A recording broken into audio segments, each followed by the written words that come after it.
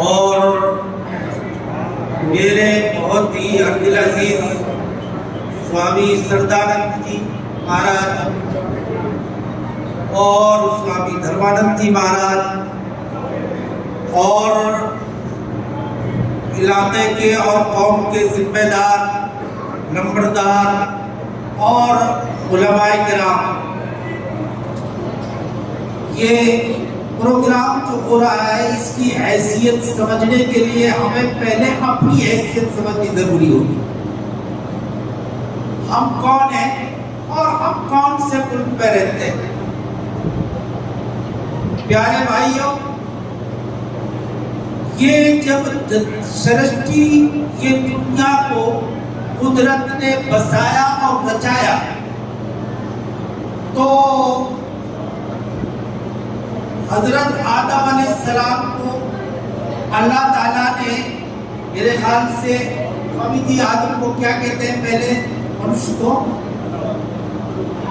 بنو، یعنی کہ وہ یہ جیسے مثال کے طور پر اب محمد صلی اللہ علیہ وسلم قرآن میں ان کا نام محمد کے نام سے لیا جاتا ہے، جیسے ابراہیم علیہ السلام ہے ان کا جو ہے پرہلاد بھگت کے نام سے جانا جاتا ہے، ایسے ہی آدم علیہ السلام اور وہ بنو جو ہے جب قدرت نے ان کو پیدا فرمایا تو وہ سب سے پہلے جب اس دھرتی پر اترے تو وہ دھرتی کون سی تھی؟ یہ چیز کی سمجھنے کی ضرورت ہے۔ وہ دھرتی ہندوستان جب یونائٹڈ تھا، متحد تھا، سری لنکا کا سنکلپت کا پہاڑی کا حصہ وہ ہندوستان میں آتا تھا، تو یہ سمجھو کہ انسانیت اور انسان بنو اور سب سے پہلے جو اس زمین پر آیا وہ ہندوستان کی دھرتی پر آیا۔ دھرتی پر وہ آیا تو قدرت نے ہندوستان میں ہر اس چیز کو پیدا کیا جس کے لیے انسان کی اور جیو جنتوں کو ضرورت پڑتی۔ دنیا میں ایسا ملک جس میں ہر چیز پیدا ہوتی ہو، ڈرائی فروٹ ہو یا ڈرائی فروٹ ہو، یا میٹھا گرما پانی یا پھول اور بارش اور موسم، ہر اعتبار سے، ہر جانور اور پرند کے اعتبار سے یہ ملک دنیا کا ایک جدا گانا ملک ہے۔ ہر چیز ہر ملک میں پیدا نہیں ہوتی، لیکن بھارت ایک ایسا ملک ہے جس میں ہر چیز پہلے اس میں جو منو آیا تھا وہ اسی ملک میں آیا تھا، اور منو کی انسان کو جن چیزوں کی ضرورت پڑتی ہے قدرت نے وہ چیزیں اس ملک میں پیدا کی۔ تو پیارے بھائیوں، یہ سمجھو کہ ہندوستان، بھارت تمام دنیا کے انسانوں کا باپ ہوا، اس لیے کہ بھارت سے ہی سرشٹی قدرت نے رچائی ہے۔ تو دوستو، مجھے زیادہ نہیں لینا ہے، میرے اور مجھ سے بڑے سوامی جی اور بہت سے بدھی جیوی حضرات یہاں موجود ہیں، میں کم وقت لیتے ہوئے یہ بات کہ جب اس بھارت میں قدرت نے ہم کو پیدا فرمایا ہے اور قدرت نے اس بھارت کی دھرتی کو منو کے لیے چنا ہے، تو اب پوری انسانیت میں خوشحالی لانے کے لیے، پوری انسانیت میں محبت پیدا کرنے کے لیے اور پوری زمین کو ایک گلدستہ بنانے کے لیے یہ بھارت واسیوں کی ذمہ داری ہے کہ وہ بھارت واشی ہر جگہ دنیا کے کونے کونے میں اور خاص طور سے اپنے ملک کے کونے کونے میں یہ آواز لگائیں کہ محبت کی آواز بلند کرو اور نفرت کی آواز کو دباؤ، اور محبت کی جو ہے شعاعیں جو ہے روشن کرو، اور جو ہے نفرت کی آگ کو بجھاؤ۔ یہ ہماری سب کی ذمہ داری ہے۔ پیارے بھائیوں، جمعیت علماء ہند نے آپ کو یہ بتا دوں کہ جب 1799 میں ٹیپو سلطان شہید کو جو ہے کچھ ایسے آپس کی نفرت بازیوں کی وجہ سے، ہندوستان ایسا کمزور ملک نہیں تھا، چاہے وہ باہر سے آکرمن کرنے والے بادشاہ ہوں، جب بھی ہندوستان پر کسی نے قبضہ کیا ہے اور جب بھی گورے انگریزوں نے ہندوستان کو غلام بنایا ہے، وہ صرف اپنی اتفاقی کی وجہ سے ہوا ہے، ورنہ طاقت نہیں تھی کہ جب کسی گھر میں اتفاق ہو، کسی ملک میں دشمن پہاڑ کا آپ اٹھانے کی ہمت نہیں جٹا سکتا. آج بھی جو ہے جو دشمن ہماری طرف نظریں اٹھا رہا ہے وہ ہمارے اختلاف کی وجہ سے. اس لیے ہمیں اس ملک کو بچانا ہے. میرے پیارے بھائیوں، جب 1799 میں ٹیپو سلطان کو شہید کیا گیا، انگریز فوجی نے کھڑے ہو کر ان کی چھاتی پر چڑھ کر خون میں لجپت لاش پر کھڑے ہو کر یوں کہا تھا کہ آج سے ہندوستان ہمارا ہے. ہمارے پنجے میں ہاتھ کے پنجے میں پنجہ ملانے والا کوئی نہیں ہے. جمعیت علماء ہند 1803 میں اس وقت میدان میں آئی اور یہ اعلان کیا کہ انگریز کے ساتھ جو ہے مدد کرنا، ان کے ساتھ جو ہے تعلق قائم کرنا اور ان کی فوج میں شامل ہونا ہر اعتبار سے حرام ہے. اور ان کو اس ملک سے نکالنے کے لیے جو ہے ہر بھارتواسی کے اوپر فرض اور ذمہ داری اور لازمی اور انیواریہ ہے. تو دوستو، یہ سب سے پہلے 1803 میں حضرت شاہ عزیز محدث دہلوی نے جاری کیا تھا. لیکن خوشی کی بات یہ ہے کہ کسی نے یہ نہیں سوچا کہ یہ فتویٰ محمد نے جاری کیا ہے، مسلمان نے جاری کیا ہے.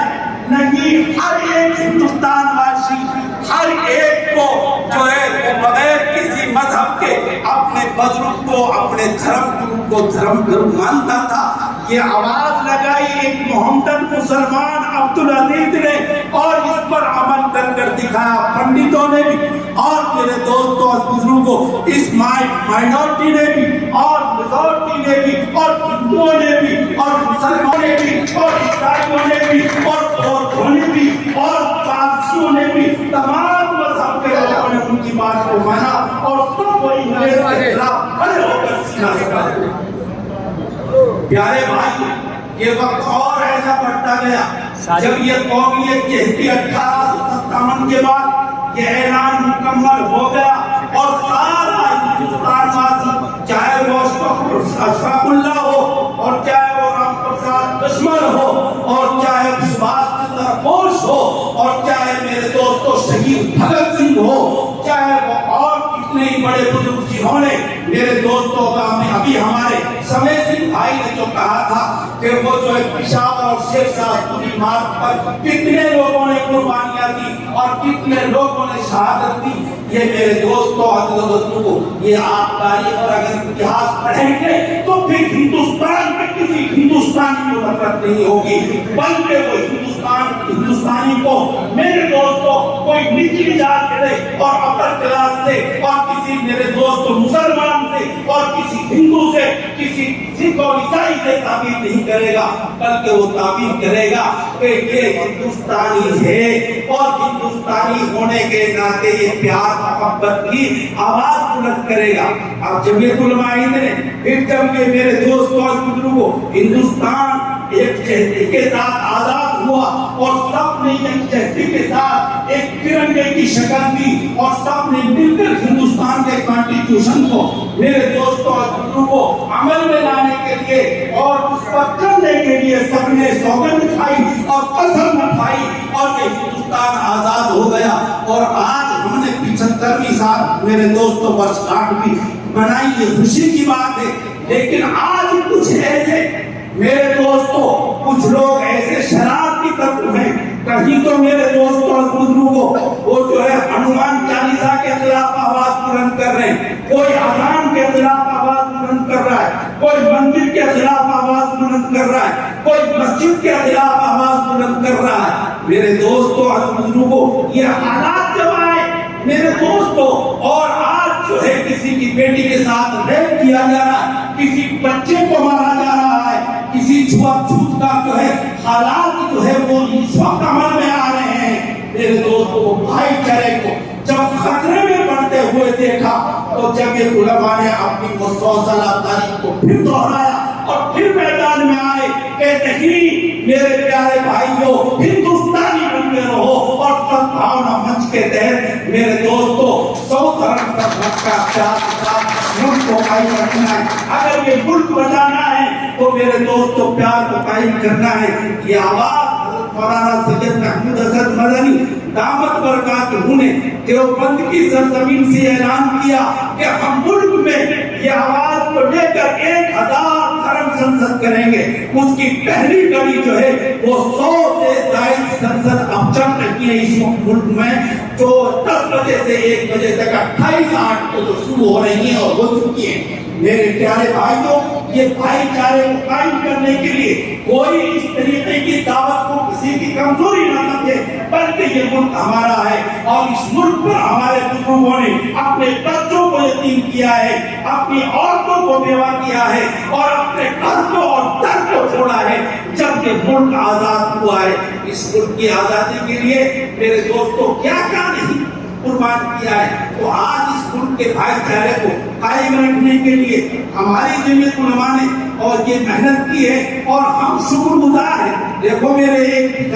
وہ کیا جلدار صاحب ہیں, لمبردار صاحب ہیں, چلا نہیں جا رہا, بڑے بزرگ ہیں, لیکن انہوں نے دیکھا ہے سن 47 کے حالات کو, انہوں نے دیکھا ہے کہ ملک کیسے, اور سن 47 سے پہلے کے حالات کو انہوں نے دیکھا ہے کہ ہم جب غلامی میں زندگی گزارتے تھے, نہر کے کاٹنے کے پھول لگنے پر ہمارے اوپر مقدمے بجایا کرتے تھے, کیسے حالات ہمارے گزرے.